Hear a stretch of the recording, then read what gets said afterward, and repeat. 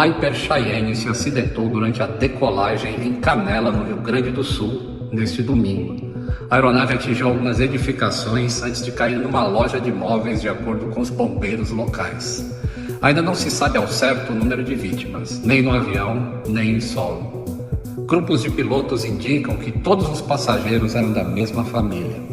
O Cheyenne PA-42 é um bimotor turbohélice com motores Garrett TPE 331 e capacidade para até um piloto e 9 passageiros. Há vídeos da decolagem que mostram uma leve névoa úmida sobre o aeródromo de Canela.